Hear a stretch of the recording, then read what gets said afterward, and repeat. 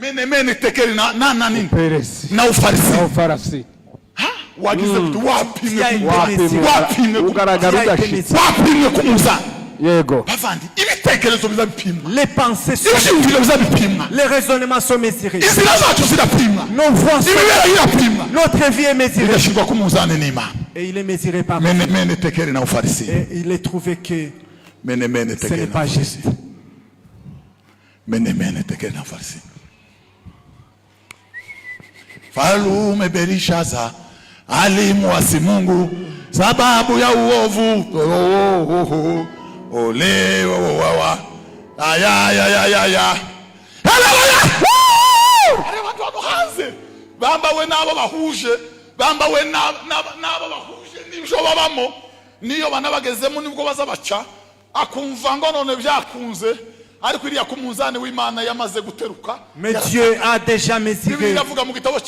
La Bible déclare en psaume. Ils ont pris les pécheurs. Ils ont été mesurés. Et l'esprit était pesant. C'est pourquoi devant le Saint-Esprit, ils ne sont pas là. Dans la prière, dans les veillées, dans les chansons, ils ne sont pas.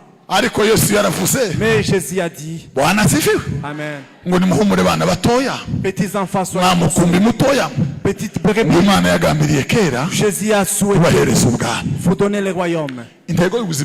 L'objectif de la vie est en Dieu. La vie des herbes est cachée dans les sols.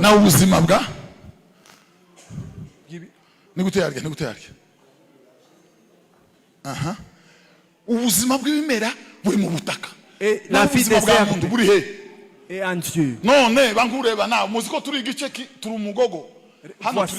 Ici, il n'y a pas de racines. Ici aussi on est coupé. Est-ce qu'on tient quelque part? Est-ce que vous voyez qu'on tient quelque part? On peut tomber à tout moment. Notre vie est en Dieu qui nous a créés. Cherchez à connaître ce que le Seigneur veut. Et c'est ce qui est bon.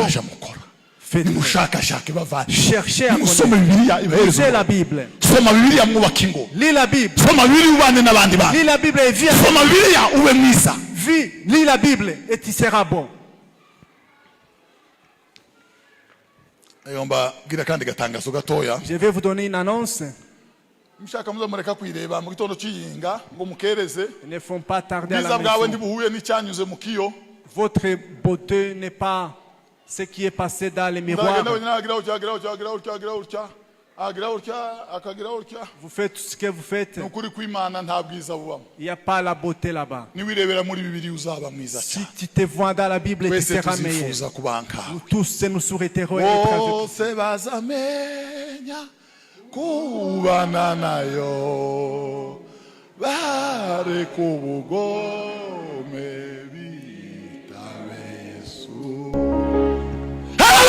Alléluia.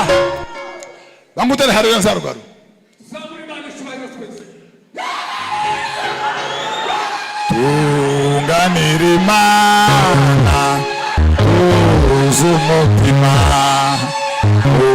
ujukora byose wihutiraho ja umvira umwuka w'urukundo wasonuzagira nubona Yesu. Ninde muntu muri twashira ukuboko hejuru? Qui est parmi nous?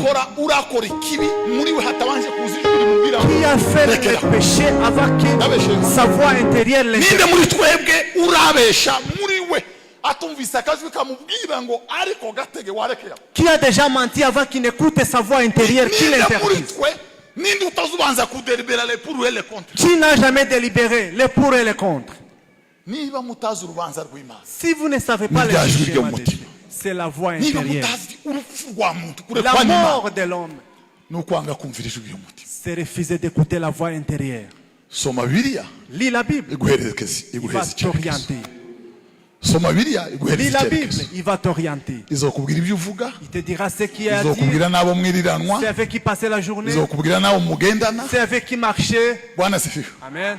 abayoborwa n'umwuka Ceux w'Imana qui sont conduits par n'abaza l'esprit. bagenda baririmba hano hino hariho koridoro yitwa Gakiza yanditse mu Il y a gitabo un cy'umugenzi corridor qui est ariko no muri Yesaya iranditse Mais c'est aussi ni ukuvuga ngo à hano agakiza Ici, il y a hano les hari saluts. inkike hano hari inkike Il y a les miracles. iruhande rw'inkike ngo hariho barabagirana baza bagenda baririmba Yes. baririmba ishimwe abayoborwa n'umwuka nibo bana abana bari muri iyi koridoro sont dans ce corridor. wabumvise zaruguru hano hari inkike hejuru y'inkike hari amakorari y'abamarayika ngo bazagende baririmbira barya bagenzi bari muri iyi nzira Chante pour abo ceux ndi qui sont dans bazabiyobora namba bazabayoborwa n'umwuka Ils sont w'Imana conduits par le Saint-Esprit. abayoborwa n'umwuka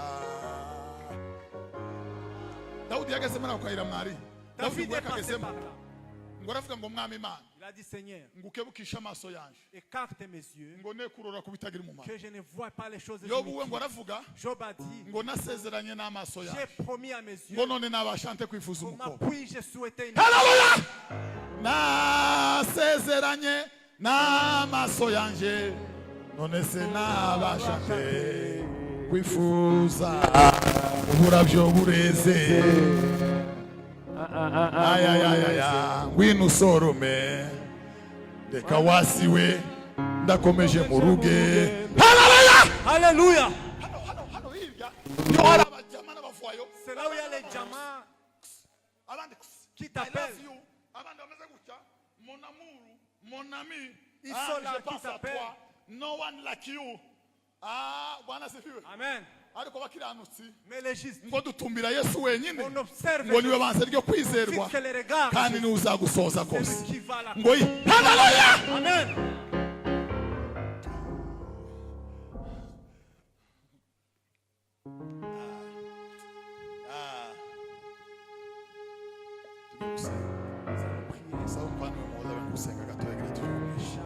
Nous allons passer à la Sainte Seine.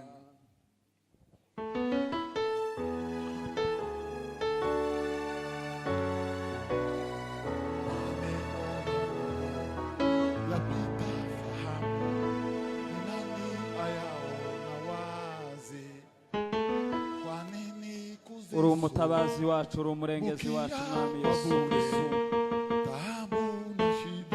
ijambo ryawe riratubwiye ko turi abo waremye Mana yacu turemeye imirimo myiza muri Kristo Yesu kugira ngo tuyigenderemo iyo witeguriye kera Yesu Kristo niwe mbabazi zacu niwe gakiza kacu niwe murengezi wacu niwe mutabazi wacu mwami Yesu niwe kubaho kwacu mwami Mana yanje data mwami mwiza ubuzima bwacu buba muri wowe Yesu Kristo niwe shingiro ry'ubuzima bwacu data mwiza niwe shingiro ryo kubaho kwacu mwami Yesu niwe kubaho kwacu mwami Mana ikomeye niwe ubuzima bwacu Yesu Kristo waturemeye imirimo myiza muri wowe Yesu Kristo kugira ngo ariyo tugenderamo Mana yanje mwami Yesu turemeye kuguhimba mwami Mana igira neza mwami Mana y'ukwizerwa twongeye kuza imbere y'amaso yawe